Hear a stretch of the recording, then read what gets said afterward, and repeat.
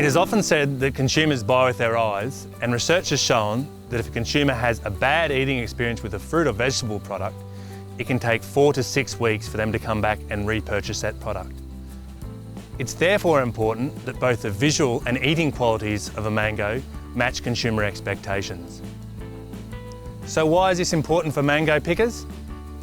Even the simple task of picking a mango fruit can have a significant impact on the visual and eating qualities of a fruit, and therefore the profitability of the grower. The aim of this video is to teach you how to pick mango fruit correctly and learn the skills required. You'll learn how to select fruit that is mature and ready to harvest. You'll learn how to use the different equipment you'll be using during the picking process. You'll understand how poor picking processes can significantly damage mango fruit, and you'll understand how to pick without injuring yourself or other pickers. There are names for the different parts of the mango. The stem end is the top of the mango. That's where it's attached to the tree. The cheek is the side of the mango. That's the part you eat. The blush is the red, pink or orange colour on the cheek. The nose is the bottom part of the mango. You may hear terms like soft nose used when fruit has a defect. And the beak is the pointed part near the nose. Mangoes are picked in a hard green, mature state, so they will ripen to an acceptable eating quality and external appearance. At this stage, the fruit is hard and the skin is green apart from the blush. The shape of a mango fruit changes as the fruit matures. The mature fruit on the left is more rounded and oval shaped as opposed to the egg-shaped immature fruit on the right. As the fruit matures, the nose end of the fruit fills out and is smoother and the beak is less obvious. From left to right on this slide, the fruit goes from immature to mature. The beak of the fruit is much more prominent in the immature fruit on the left than the mature fruit on the right. When these fruit are ripened, the immature fruit stays green, while the more mature fruit will change colour to yellow.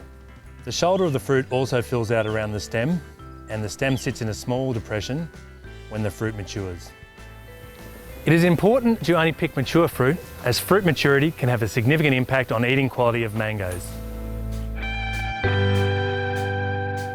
You need to be particularly careful with the first sap that comes from the mangoes when you pick it.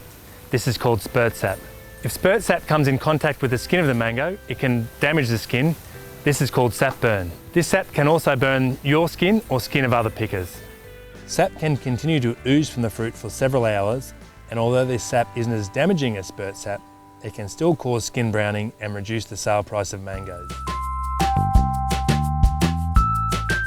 Mangoes are picked in one of 3 ways. The first is with a harvest aid. This is where a team of people pick mangoes and place or gently throw them onto a tarpaulin, either with the stems on or off. There are different types of these machines, and you may either pick from the ground or from a platform. Fruit are either snap picked or picked with secateurs or picking sticks. When snap picking, the fruit is grasped at the bottom and then the bottom of the fruit is lifted up, snapping the stem of the fruit before it is put onto the harvest aid. Sap may spurt from the mango when it is picked this way, and it is important that the sap doesn't contact the mango skin, your skin or the skin of other pickers. To neutralise the sap, a chemical commonly called mango wash is sprayed onto the tarpaulin and over the conveyor that collects the fruit. If the stems are removed, it is important that the fruit is placed onto the tarpaulin within 5 seconds, otherwise the sap will burn the skin. If the stem is still on the fruit must be destemmed either under a spray or in a bath of mango wash. The fruit must be left under the spray or in the bath for 1 minute to protect the fruit from sap burn. If you get sap on your hands, it is important that you wash this sap from your hands before you touch any other mango fruit, as even a small amount of sap can damage the fruit. A picking stick is used to pick mangoes you can't reach from the ground. It has a set of cutting blades to cut the stem and a set of jaws to hold the stem when it is cut. The jaws of the picking stick must be facing down so the fruit isn't dropped after it is picked. Once on the harvest aid, the fruit flows from the spray or bath along a conveyor and drops into a bulk bin for transport to the packing shed. It is good practice for the fruit to fall onto a foam pad when it falls into the bulk bin, and this pad must be repositioned as the fruit fills the bin. The second way mangoes are picked is with a hydraulic ladder called a cherry picker. A cherry picker is operated by a single person and moves up and down and inside and around the tree. The fruit is snapped from the tree and placed into a picking bag. Mango wash is sprayed over the fruit to neutralise the sap. When the picking bag is full, it is lowered to the ground and emptied gently into a bulk bin for transport to the packing shed. It is important that all fruit in the bag is covered by mango wash, so do not overfill the bag before emptying. The third way to pick mangoes is to pick with the stems intact and the fruit is desapped in the packing shed. Using secateurs or picking sticks, fruit is picked with a 10 to 20 centimetre stem attached and placed into crates and transported to the packing shed. Care must be taken when placing the fruit in the crate and during handling and transport so the mango stems aren't broken and mango sap does not come into contact with the skin.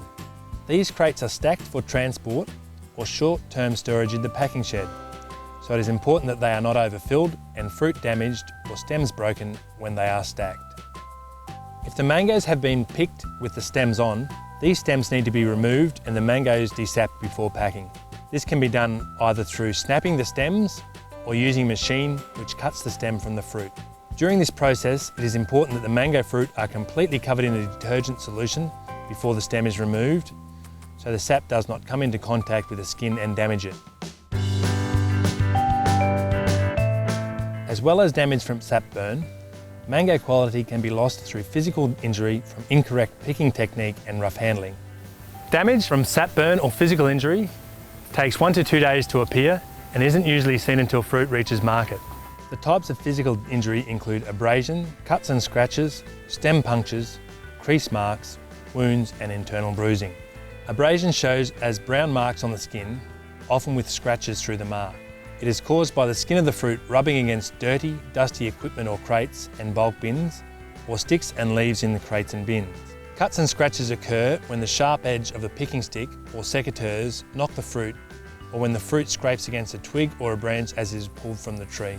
Stem punctures occur when the stem is not completely removed and the short stem punctures another fruit as it is placed onto the harvest aid, as it rolls into the bulk bin, or through pressure from other fruit in the bulk bin.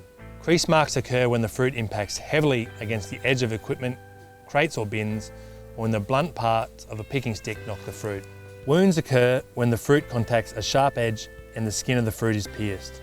Monitoring of picking crews has shown the effect poor picking practices and rough handling has on physical damage on fruit. At one orchard, fruit was assessed for physical damage on arrival at the packing shed.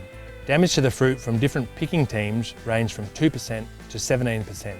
So for the worst team, 17% of the fruit had already been downgraded when it reached the shed, resulting in significant losses to the grower.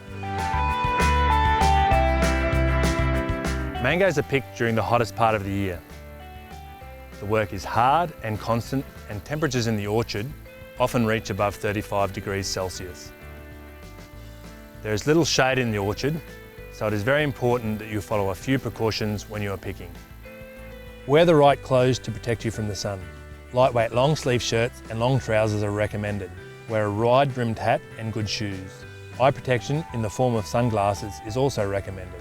Apply sunscreen before you start picking each day and at least every 2 hours during the day. Drink water regularly during the day and at least 4 litres each day. When you are snapping the fruit from the tree, make sure the sap doesn't spurt onto you or other pickers. Some people are highly sensitive to mango sap and can develop a severe rash from contact with the sap.